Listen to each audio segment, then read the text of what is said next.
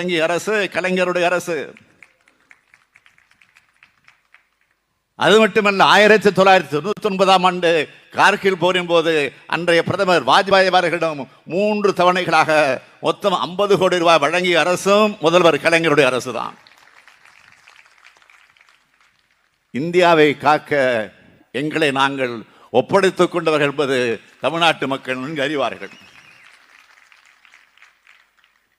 தமிழ்நாட்டில் கால் பதித்து இந்தியாவினுடைய ஒட்டுமொத்த வளர்ச்சிக்காக குரல் கொடுத்து வருபவர்கள் நாங்கள். இந்தியாவின் தலைசிறந்த மாநிலமாக தமிழ்நாட்டை வளர்த்தெடுத்த நாங்கள் உலகின் தலைசிறந்த கூட்டாட்சி நாடாக, மக்களாட்சி நாடாக இந்தியா வளர்ந்து வளம் பெற வேண்டும் என்பதற்காகத்தான் உழைத்துக் கொண்டிருக்கிறோம்.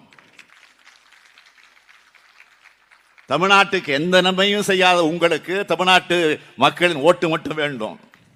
இது என்ன நியாயம்?